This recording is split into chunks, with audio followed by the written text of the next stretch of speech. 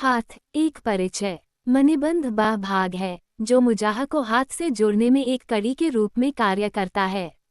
मणिबंध के आगे का संपूर्ण भाग हथेली कहलाता है और इस हथेली पर पाए जाने वाले चिन्ह हस्तरेखा विशेषज्ञ के लिए अत्यंत आवश्यक होते हैं। हाथ अथवा हथेली छोटी छोटी हड्डियों से बनी हुई होती है। उस हथेली में लगभग 14 प्रकार की हड्डियां आपस में जुड़ी हुई होती हैं, जिनसे हथेली के आकार का निर्माण होता है। इन 14 हड्डियों के आगे के मार्ग में 3-3 हड्डियों से जंगली तथा 2 हड्डियों से अंगूठे का निर्माण होता है। इन हड्डियों के ऊपरी सिरे नाखूनों से सुरक्षित रहते हैं। मणिबंध से मध्यमा उंगली के अंतिम सिरे तक के भाग को हाथ कहते हैं। हस्तरेखा विज्ञान के अनुसार ये हाथ 5 प्रकार के होते हैं। 1. अत्यंत छोटा हाथ। 2. छोटा हाथ। 3. सामान्य हाथ। 4. लंबा हाथ। 5. अत्यंत लंबा हाथ। मैंने पीछे ही यह बात स्पष्ट कर दी है कि हाथ की बनावट को देखने के लिए हाथ को उल्टा करके देखना चाहिए। इस प्रकार देखने से यह ज्ञात हो जाता है कि सामने वाले व्यक्ति का हाथ किस प्रकार का है। इस प्रकार के हाथ के भेद से व्यक्ति के बारे में बहुत कुछ जानने को मिल जाता है। 1. अत्यंत छोटा हाथ। इस प्रकार के व्यक्ति अत्यंत संकीर्ण विचारों वाले तथा संदेह की प्रवृत्ति के होते हैं। ये अपने छोटे छोटे स्वार्थों के लिए झगड़ते रहते हैं। जीवन में अपने ही स्वार्थ को सर्वोपरि महत्व देते हैं और सही रूप में कहा जाए तो धोखा, चालाकी और अवसरवादिता इनके रक्त में मिली हुई होती है। दूसरे की बुराई करना, दूसरे को नीचा दिखाने की भावना तथा दूसरों के प्रति शत्रुवत व्यवहार करना इनके लिए सहज स्वाभाविक है। समाज की दृष्टि से अथवा देश की दृष्टि से इन व्यक्तियों का कोई बहुत बड़ा मूल्य अथवा योगदान नहीं होता। 2. छोटा हाथ। एक प्रकार से ऐसे व्यक्तियों को आलसी कहा जाता है। यद्यपि ये व्यक्ति बढ़ चढ़कर कल्पनाएं करते हैं और अपनी कल्पना के बल पर सब कुछ करने के लिए तैयार हो जाते हैं, परंतु इनके जीवन में आलस्य जरूरत से ज़्यादा होता है, जिसकी वजह से ये अपनी किसी भी योजना को सही रूप से कार्यान्वित नहीं कर सकते। इनको बढ़ चढ़कर बातें करना, डींगे हाँकना, अपने चारों ओर आडंबरपूर्ण वातावरण बनाए रखना इनको प्रिय लगता है और ये कार्य भी इस प्रकार से करते हैं जिससे चारों ओर इनके भ्रम की सृष्टि अथवा संदेह का वातावरण बना रह सके। यद्यपि यह बात सही है कि ये तीव्र मस्तिष्क वाले होते हैं, परंतु अवसर का सदुपयोग करना ये नहीं जानते। जब समय बीत जाता है तब ये पछताते रहते हैं। ऐसे व्यक्ति योग्य एवं समर्थ होते हुए भी अपने जीवन में पूर्ण सफल नहीं हो पाते। 3. सामान्य हाथ। ऐसे व्यक्ति व्यावहारिक बुद्धि से संपन्न होते हैं। इनको इस बात का एहसास रहता है कि किससे कब क्या बात की जाए और किसके साथ किस प्रकार से व्यवहार किया जाए। ये सारी बातें इनके दिमाग में होती हैं, इसलिए इनको व्यवहार कुशल कहा जाता है।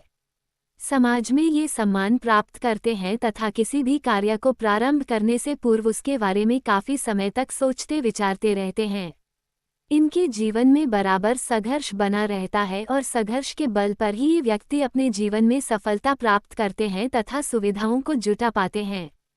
सामान्यतः इनका स्वास्थ्य ठीक रहता है और सबसे बड़ी बात इनमें ये पाई जाती है कि ये परिस्थितियों के अनुसार अपने आप को ढाल लेने की क्षमता रखते हैं।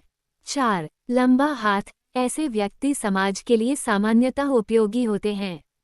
इनको जीवन में एक रस देखा जा सकता है।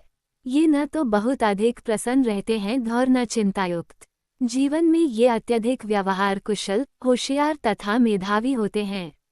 इनके सामने किसी भी प्रकार की कोई भी बात हो, उस बात की तह तक ये बहुत जल्दी पहुंच जाते हैं और उस कार्य के बारे में अथवा उस कार्य के परिणाम के बारे में ये जो धारणा बनाते हैं, वो धारणा आगे चलकर पुनर्तः सही होती है। अपरिचित से अपरिचित व्यक्ति को देखकर उसके बारे में, उसके चरित्र के बारे में, उसकी कार्यकुशलता के बारे में ये व्यक्ति जो धारणा बनाते हैं, वह आगे चलकर पुनर्तः सही होती है। ऐसे व्यक्ति समाज के लिए ज़्यादा उपयोगी कहे जा सकते हैं। 5. अत्यंत लंबा हाथ। समाज की दृष्टि से इन व्यक्तियों का कोई विशेष उपयोग नहीं होता। ऐसे व्यक्ति जरूरत से ज़्यादा भावुक तथा कल्पना की दुनिया में ही जीवित रहने वाले होते हैं। जब जीवन का संघर्ष इनके सामने उपस्थित होता है तो ये विचलित हो जाते हैं और उन परिस्थितियों को झेलने की तथा उन संघर्षों का सामना करने की इनमें क्षमता नहीं रहती। परिस्थितियों को चुनौती देना इनके वश की बात नहीं है। हाथ के प्रकार जान लेने के साथ ही साथ कुछ भौर तथ्य भी जान लेने चाहिए। हाथ चौड़ा या तंग हो सकता है, नर्म अथवा सख्त अनुभव हो सकता है। इसी प्रकार जब हम किसी का हाथ अपने हाथ में लेते हैं तो वो खुश्क अथवा नम अनुभव हो सकता है। ये सारे तथ्य एक हस्तरेखा विशेषज्ञ के लिए समझ लेने आवश्यक होते हैं।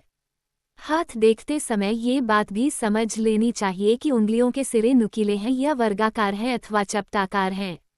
एक पर्व और दूसरे पर्व के बीच में जो गांठें होती हैं, उनका भी अध्ययन किया जाना चाहिए। ये गांठें मोटी अथवा पतली हो सकती हैं। इसी प्रकार प्रत्येक उंगली की लंबाई भी अपने आप में महत्व रखती है। ये बात अनुभव से सिद्ध हुई है कि जिस व्यक्ति की कनिष्ठिका अर्थात सबसे छोटी उंगली का ऊपरी सिरा यदि अनामिका उंगली के तीसरे पर्व से आगे की ओर बढ़ा हुआ हो तो वह व्यक्ति विशेष बुद्धिमान, प्रतिभावान तथा ऊंचे पद पर पहुंचने वाला होता है।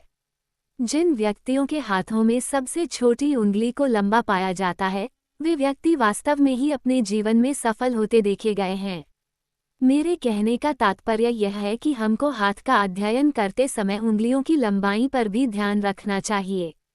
उंगलियों के नाम। प्रत्येक व्यक्ति के हाथ में 4 उंगलियां तथा एक अंगूठा होता है। अंगूठे को अंगुष्ठ भी कहा जाता है तथा इसके 2 भाग होते हैं। 1. तर्जनी। यह उंगली अंगूठे के पास वाली होती है, इसको तर्जनी उंगली कहा जाता है। इसके 3 पर्व होते हैं। इस उंगली का अध्ययन करते समय ये ध्यान रखना चाहिए कि इसका सिरा किस प्रकार का है तथा उसका झुकाव किस तरफ है। झुकाव 3 प्रकार के होते हैं। कुछ उंगलियां बिल्कुल सीधी होती हैं जबकि कुछ उंगलियां अंगूठे की तरफ झुकी हुई होती हैं। इसी प्रकार कुछ उंगलियां मध्यमा की तरफ झुकी हुई हो सकती हैं। 2. मध्यमा। ये हाथ में सबसे बड़ी उंगली होती है तथा इसको संस्कृत में मध्यमा उंगली कहा जाता है। इसके बारे में अध्ययन करते समय इस बात का विशेष ध्यान रखना चाहिए कि इसके पर्वों के बीच जो गांठें हैं वे गांठें बहुत ज़्यादा फूली हुई हैं अथवा मामूली हैं।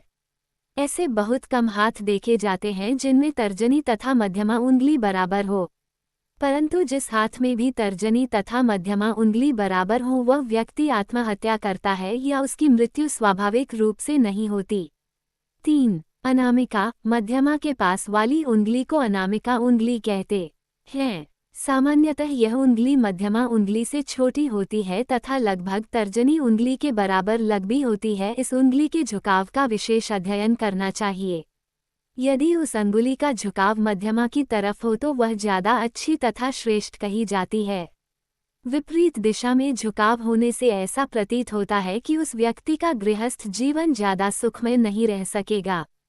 4. कनिष्ठिका। ये हाथ की सबसे छोटी उंगली होती है तथा सामान्यतः इसका अंतिम सिरा अनामिका के ऊपरी सिरे तक अर्थात ऊपरी जोड़ तक पहुंचता है, परंतु जिस व्यक्ति के हाथ में यह उंगली जरूरत से ज़्यादा लंबी होती है वो व्यक्ति निश्चय ही सौभाग्यशाली होता है और अपने प्रयत्नों से बहुउच्च स्तरीय सम्मान प्राप्त करता है।